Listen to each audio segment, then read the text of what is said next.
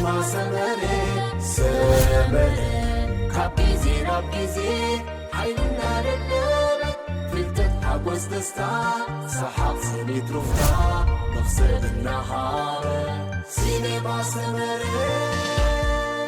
سلام زخبركم تخاتلتي مرب سبورت حجون بوزحات دقفتي بينام جرماي نزمزقب زلو وطئيتات أب قمت بمئتاو كابسناي ديليت تبقيسوم بهلو بقعات بينام جرماي سقاتهم قليتهم نايلومي وطئيت بينام جرماي أب قداموت سلسة درجة زي مئتاو أقديمون زقات أمجيقاتات منيو تحتاتي كتع بوزحات كيكون يترفن لومي أب مدبنا أب زار استي أتو كروغيرنا لنا سناي مكتتال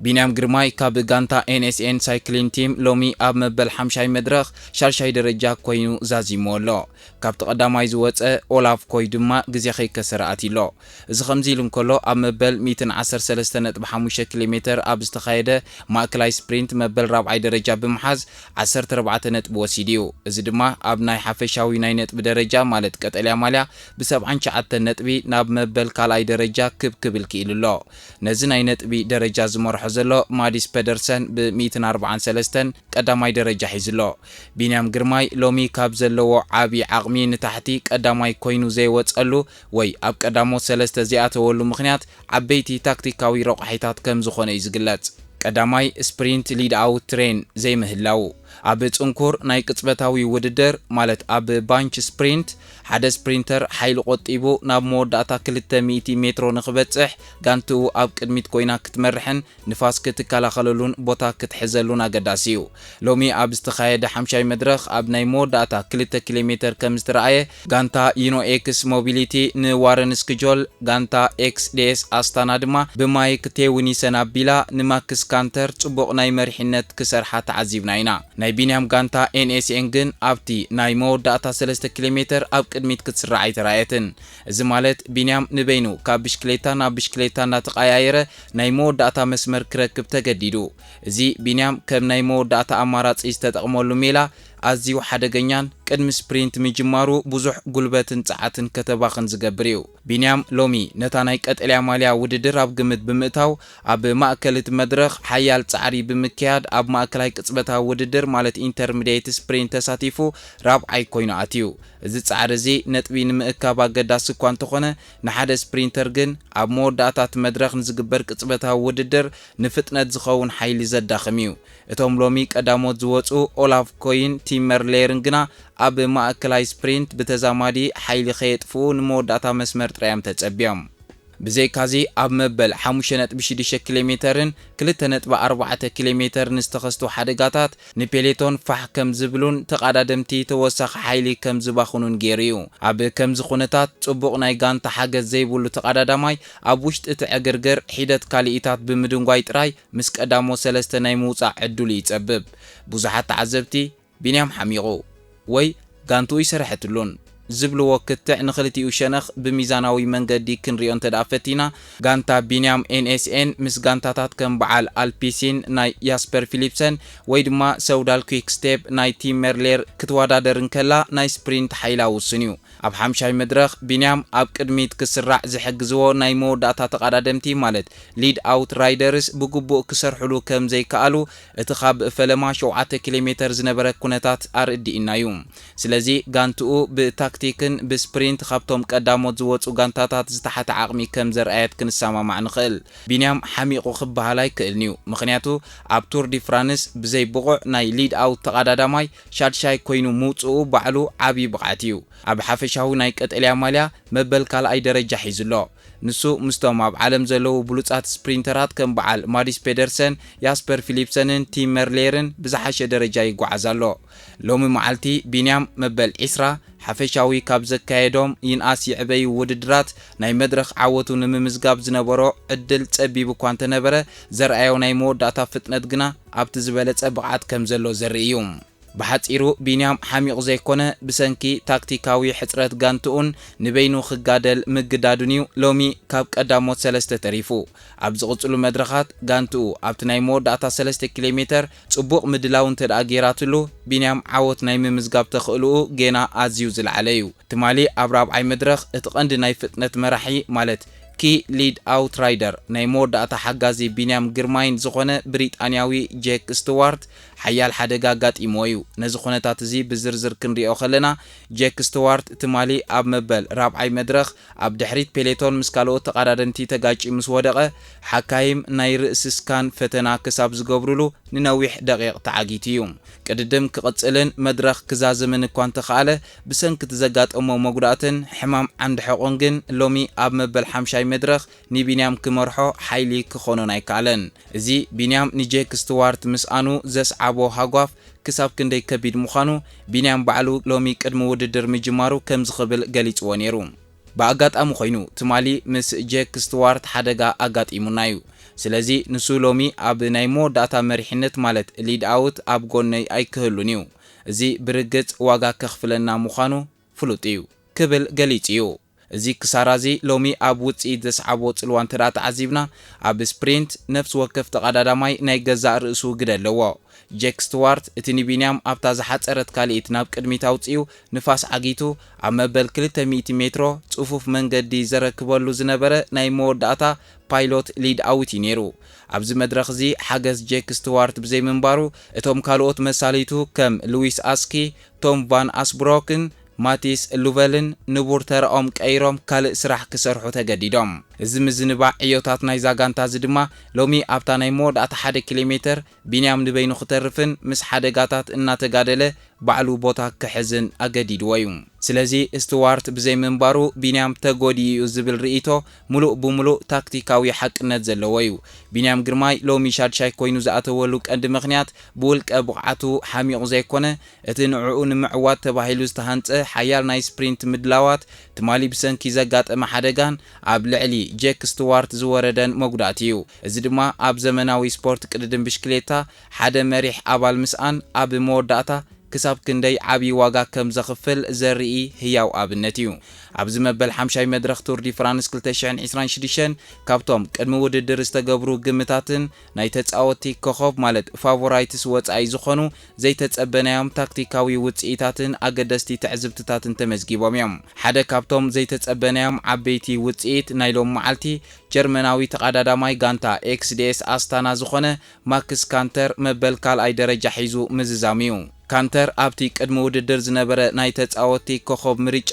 362 ነጥቢ ኮኸብ ጥራዩ ነይርዎ እዚ ድማ ምስቲ ናይ ቲም ሜርሌር 7460 ወይ ናይ ያስፐር ፊሊፕሰን 7208 ክወዳደር እንከሎ ኣዝዩ ትሑት እዩ እዚ ውጽኢት እዚ ብኣጋጣሚ ዝመጸ ኣይኮነን ጋንትኡ ኤክስዲኤስ ኣስታና ኣብ መወዳእታ 600 ሜትሮ ብማይክ ትዊንሰን ኣቢላ ዘርኣየቶ ብሉጽ ናይ መሪሕነት ስራሕ እዩ ንካንተር ናብ ደረጃ ዘብጽሖ እዚ ድማ ሓንቲ ንእሽቶ ጋንታ እውን እንተኾነት ጽቡቕ ናይ መሪሕነት ስራሕ እንተዳ ሰሪሓ ንዓበይቲ ሱምያት ተቀዳደምቲ ክትስዕር ከም እትኽእል ዘርኢ እዩ ኔዘርላንዳዊ መንእሰይ ተቀዳዳማይ ጋንታ ሎቶ ኢንተርማርቸ ዝኾነ ሁባርትዝ መበል ራብዓይ ደረጃ ሒዙ ምእታው ሓደ ካብቶም ዘደንቑ ውጽኢታት ናይ ሎም መድረኽ እዩ ኣርትዝ ኣብ ታሪኽ ቱር ዲ ፍራንስ ብዙሕ ናይ ውድድር ተሳታፍነት ዘይብሉ ክኸውን እንከሎ ኣብቲ ናይ መወዳእታ 2 ዓመት ዝነበረ ናይ ስፕሪንተራት ደረጃ ኣብ ቀዳሞት 10 ዝነበረ ኣይኮነን ከምዚኦም ዝኣመሰሉ መንእስያት ተቀዳደምቲ ኣብቲ ናይ መወዳእታ ኪሎሜትራት ዝፍጠር ዕግርግርን ሓደጋታትን ተጠቒሞም ባዕሎም መንገዲ ጸሪጎም ክወጹ እንከለው እቲ ሓድሽ ወለዶ ስፕሪንተራት ኣብ ቱር ዲ ፍራንስ ዘለዎም ተስፋ ዘርኢ እዩ ያስፐር ፊሊፕሰን ሎሚ መድረኽ ክዕወት ካብቶም ዝለዓለ ግምት ዝተዋሃቦም ማለት 7208 ነጥቢ ዝተዋሃቦ ኣብ ዝሓለፋ 2 ዓመታት እውን ዝበለጸ ናይ ስፕሪንት ነጥቢ ዝነበሮ ተቀዳዳማ እዩ ጋንትኡ ኣልፒሲን ኣብ ታሪኽ ቱር ዲ ፍራንስ ዝበለጸት ናይ ስፕሪንት ጋንታ ሒዛ ዝመጸት ክትከውን እንከላ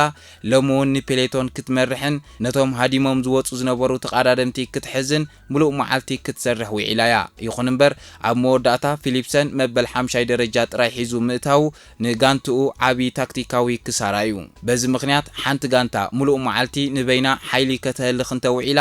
ኣብ ናይ መወዳእታ ኪሎሜትራት ስፕሪንተራ ድኻም ከጋጥሞ ከም ዝኽእልን እቶም ሓይሎም ዝዓቀቡ ስፕሪንተራት ከም ኦሎፍ ከይ ድማ ዕድል ክረኽቡን ከም ዝኽኣል እዩ ኣብዚ ናይ ሎም መድረኽ ሕንጻጽ መፈጸምታ ንምብጻሕ 5.6 ኪሎሜትር ጥራይ ተሪፍዎ ከሎ ዘጋጠመ ናይ 7 ተቀዳደምቲ ሓደጋ መውዳቕ ንመወዳእታ እቲ ስፕሪንት ሙሉእ ብሙሉእ ዘመዛበለ ፍጻሜ ነይሩ። ኣብዚ ሓደጋ እዚ ከም በዓል ማይክል ማቲውስን ካብ ጃይኮ አሉላ ያስፐር ስቱቨን ካብ ሶዳል ኩዊክ ስቴፕ ዝኣመሰሉ ሓያላት ስፕሪንተራት መውዳቆም ነቲ ናይ መወዳእታ ስፕሪንት ናብ ዕግርግር ቀይርወዩ። እዚ ዕግርግር እዚ ድማ ነተን ዓበይቲ ጋንታታት ናይ ስፕሪንት ሊድ አውት ስራሕ ክሰርሓሉ ዘይክእላ መንገዲ ብምፍጣሩ ነቶም ንበይኖም ዝወዳደሩ ዝነበሩ ከም ኮይ ካንተርን አርትዝን ተወሳኺ ዕድል ከፊትሎም እዩ።